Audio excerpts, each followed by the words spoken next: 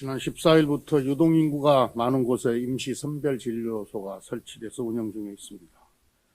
임시선별진료소는 증상 유무에 상관없이 누구나 검사를 받을 수 있기 때문에 코로나 확산 차단에 도움이 되고 있습니다.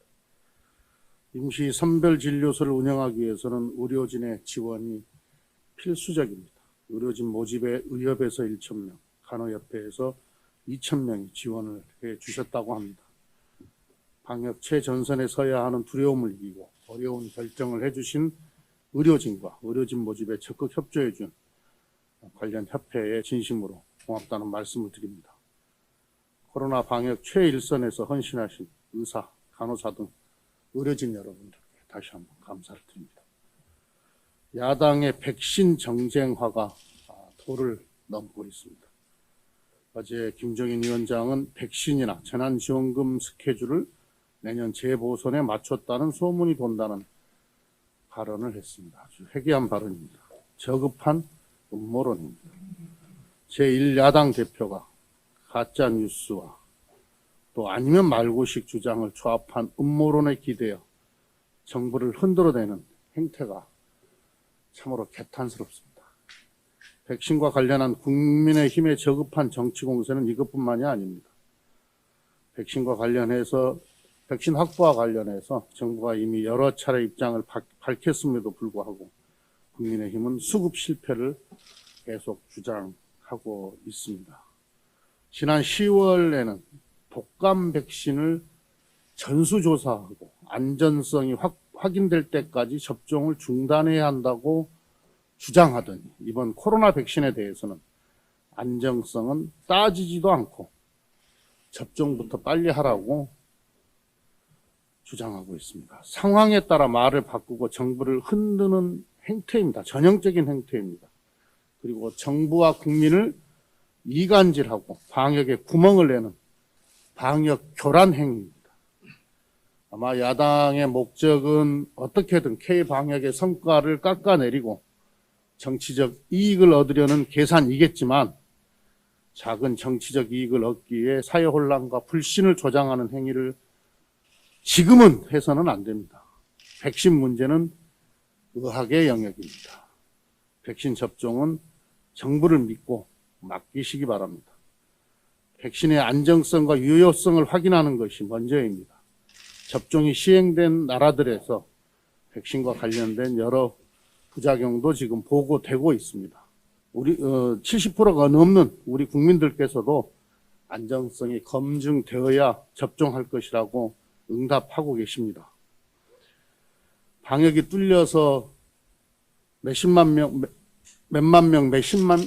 명씩 확진자가 생기고 확진자가 생기는 그런 나라와 우리나라를 단순 비교해서는 안 됩니다. 지금은 차분히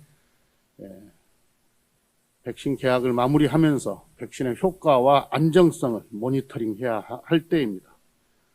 야당이 백신 음모론을 퍼뜨리는 것은 방역을 방해하고 국민의 생명을 위험에 빠뜨릴 뿐이라는 말씀을 다시 한번 드립니다. 야당에게 다시 한번 촉구합니다.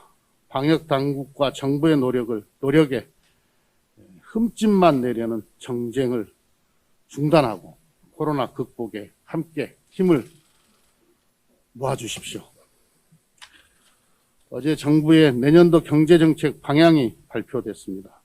내년도 우리 경제의 키워드는 회복과 성장, 경제구조 대전환입니다.